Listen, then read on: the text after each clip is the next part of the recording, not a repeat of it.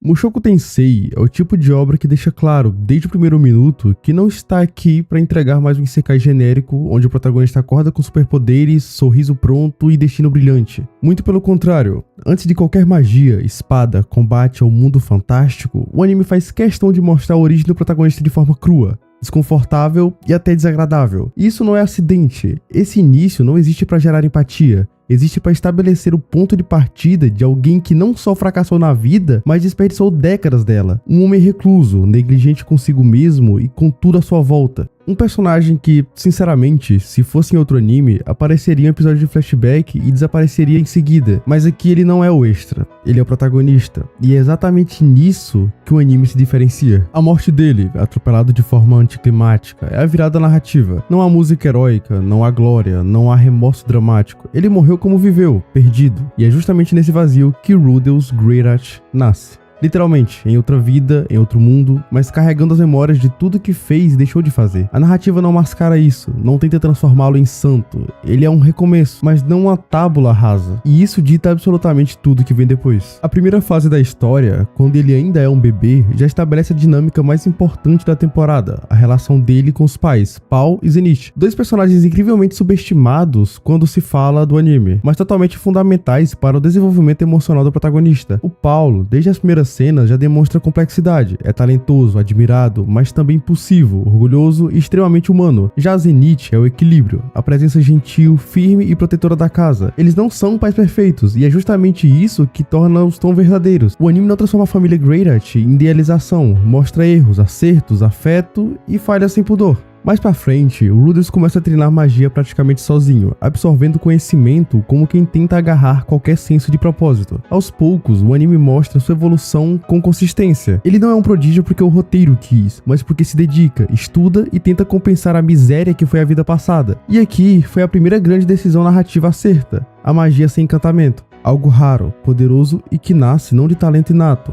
mas de repetição obsessiva deles desde bebê. Um detalhe que demonstra o tom do anime, nada vem de graça. A entrada da Roxy é um dos momentos mais marcantes da primeira temporada, e não apenas por ser a primeira figura externa a essa família. Ela representa, para o Rudeus, a primeira pessoa que acredita nele sem julgamentos. Uma professora exigente, mas carinhosa, séria, mas profundamente afetiva. A forma como ela ensina, corrige e guia deixa claro que o vínculo entre os dois não é superficial. Para Rudeus, a Roxy é a primeira confirmação de que ele realmente pode fazer algo diferente dessa vez. Ele não verbaliza isso, mas o anime mostra os detalhes, o respeito dele, a forma como absorve cada palavra e o impacto que ela deixa quando vai embora. Inclusive, a cena da despedida é um dos primeiros momentos onde percebemos que o anime sabe trabalhar a emoção sem exageros. É simples, mas sincera. Com o fim do treinamento da Roxy, começa a fase familiar mais concreta da temporada. A convivência com Lilia, o escândalo envolvendo Paul e toda a bagunça emocional que se segue. É fácil rotular essa parte apenas como drama doméstico, mas a verdade é que ela serve como construção de caráter para todos os envolvidos. O Paul, que até então parecia apenas um pai aventureiro, mostra que tem falhas sérias, mas também que está tentando ser responsável pelas próprias ações. A Zenith vacila, sim, mas demonstra maturidade, perdão e firmeza. E a Lilia, muitas das vezes invisível aos olhos dos fãs casuais, recebe desenvolvimento real. E o Rudeus, ele observa tudo, aprende, entende que a vida adulta é cheia de camadas, erros e decisões complicadas. Ele não idealiza ninguém, ele enxerga os pais como que são, humanos, e isso molda seu próprio senso moral, mesmo que de forma torta. E a chegada da Sylphie adiciona um novo eixo emocional à história. Um encontro simples, mas que estabelece uma grande amizade genuína e pura. Sylphie é a primeira ligação social saudável de Rudeus. Ela representa o conforto de algo que ele nunca teve em sua vida passada, igualdade. Ele se vê nela, se identifica como sua fragilidade, com seu isolamento. A amizade deles cresce de forma natural, construída em pequenos momentos, em brincadeiras, em treinos e em conversas. E aqui o roteiro trabalha com delicadeza, sem pressa, sem artificialidade. Sylphie não é apenas uma personagem fofa, ela é fundamental na reconstrução emocional do protagonista. E é nesse ponto que entramos na questão mais discutida e polêmica sobre Mushoku Tensei. O comportamento de Rudeus em relação às meninas. Sim, existe problema. Sim, o protagonista tem atitudes impróprias, invasivas e desconfortáveis, principalmente no início. E isso não deve ser suavizado. O anime não romantiza essas atitudes. Muito pelo contrário, ele mostra como consequências surgem, como personagens reagem e como isso afeta os relacionamentos. O importante é que essa é a parte que diferencia a discussão madura da mera mera condenação. É que o anime apresenta isso como parte da falha moral de alguém que renasceu com uma mente madura, mas emocionalmente atrofiada. Ele não tem maturidade emocional, ele não tem filtros sociais, ele está preso em padrões da vida passada, e conforme a história avança, evolui e corrige. Isso não apaga os erros, mas dá contexto. A narrativa não tenta limpar o personagem, mas sim tenta mostrar seu crescimento. É um arco, não uma desculpa. Saindo dessa parte, seguimos para um dos grandes impactos da temporada, a ida de Rudeus para trabalhar como tutor de Aerys Boreas Greyrat. O arco da Aerys é essencial porque tira Rudeus completamente da zona de conforto. Ele sai da casa onde é protegido, amado e seguro. Ele entra em um ambiente onde literalmente ninguém está interessado em agradá-lo. E Aerys, bom, a Aerys é uma força da natureza, impulsiva, explosiva, agressiva, mas também profundamente emocional. A relação entre os dois começa com choque, e não é um choque leve, é difícil, é tenso, é exatamente como deveria ser. E o desenvolvimento deles é um dos mais bem escritos da temporada. Eles saem de uma relação marcada por medo e irritação para respeito, parceria e eventualmente afeto. Tudo isso regado por momentos muito épicos, como o treinamento com a Ghislaine, uma das personagens mais incríveis da temporada e de longe a maior responsável por mudar a Aerys. A Ghislaine não é apenas um guardiã, ela é o equilíbrio necessário para que Aerys amadureça e para que o Rudeus aprenda disciplina e postura. O anime utiliza a Ghislaine como uma ferramenta narrativa de forma impecável, e o ataque dos criminosos é um dos pontos altos do arco. É ali que Rudeus deixa de ser apenas um menino que sabe magia e começa a agir como um aventureiro real. A forma como a relação com a Aerys muda, a confiança que nasce, a forma como ela passa a escutar, como ela encara o mundo, tudo isso é muito mais significativo do que aparenta. E então chegamos ao maior divisor de águas da primeira temporada, um incidente de Fitoa. Em uma fração de segundo, o mundo inteiro muda, a narrativa muda, o tom muda, o anime deixa claro que a história estava preparando o terreno e que agora começa a jornada real. Rudeus e Aerys são teleportados para o continente demoníaco, e a partir desse ponto, o ritmo cresce sem parar. E a entrada de Ruijerd é simplesmente magistral, ele é o contraste perfeito entre força e dignidade. Um guerreiro que carrega o peso da reputação dos Superds nas costas e ainda assim age com honra. A dinâmica do trio Rudeus, Aerys e Ruijerd é uma das melhores coisas do anime. A forma como Ruijerd guia os dois, como ele repreende Rudeus quando necessário, como Aerys admira sua força e como os três crescem juntos é uma coisa magnífica. E o anime entrega o arco de aventura genuíno, com lutas intensas, riscos reais e desenvolvimento emocionalmente sólido. Quando o grupo chega ao continente demoníaco, o tom da jornada muda de imediato. Até então, apesar de todos os traumas, havia um senso de aventura estruturada. Rudeus tentando reconstruir a sua vida, Aerys lapidando suas habilidades e Ruijerd servindo como mentor e bússola. Porém, esse trecho marca um dos momentos que o anime faz questão de lembrar que, apesar de reencarnado, brilhante e cheio de conhecimento, Rudeus ainda é humano, ainda erra, e pior, ele erra feio.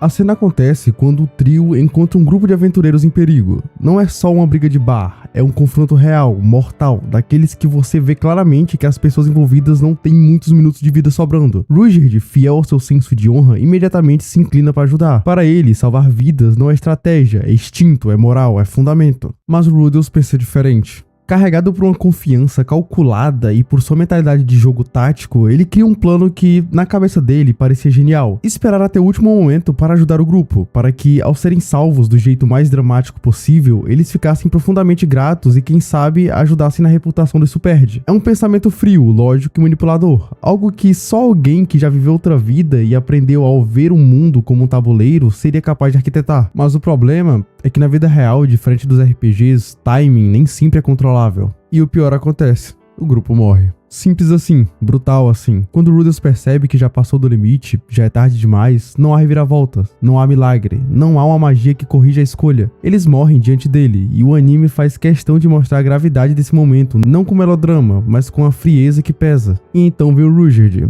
A reprimenda não é apenas um sermão, é um choque moral. O olhar dele, a forma como ele encara o Rudeus, é quase um espelho sendo colocado na frente do garoto para que ele veja o que realmente fez. Ruijerd deixa claro, vidas não são ferramentas, nem fichas de negociação. O fato de Rudeus ser inteligente e ter conhecimento do mundo anterior não dá a ele o direito de tratar pessoas como peças. É um marco na jornada do protagonista porque desmonta sua autoconfiança estratégica. Ali, ele entende que calcular demais pode destruir em vez de proteger. E pela primeira vez, Rudeus sente o peso real de sua astúcia quando usada de maneira irresponsável. E esse episódio não é apenas um erro moral, é parte fundamental da construção do personagem. Mostra que, diferentemente de muitos protagonistas de Sekai que acertam tudo, Rudeus erra, e erra de formas profundas, que influenciam o desenvolvimento dos personagens ao redor. E esse acontecimento também influencia a relação dele com Ruijerd, reforçando a importância do guerreiro como guia ético e não apenas como suporte de combate. A partir daí, mesmo que ainda tome decisões calculadas, Rudels começa a medir melhor as consequências, porque ele provou na prática que a linha entre estratégia brilhante e tragédia pode ser fina demais. E é por isso que eu gosto tanto desse anime, porque diferente de todos esses isekais genéricos, aqui as ações têm consequências. É uma história tão bem escrita e um mundo tão completo que chega a ser absurdo. E no final da temporada, com a chegada ao reino de Azura, o anime entrega um dos momentos mais emocionantes e pesados da jornada: a separação. Eris toma uma decisão que destrói Rudels, mas por motivos justos. Ela sabe que ainda não está pronta, que não consegue ficar ao lado dele de igual para igual. E essa decisão, por mais dolorosa que seja, é coerente para a personagem que ela se tornou. E a temporada fecha com impacto. Rudels sozinho, emocionalmente devastado, encarando o peso do mundo pela primeira vez desde que renasceu. É o fim perfeito para o início da vida que estava,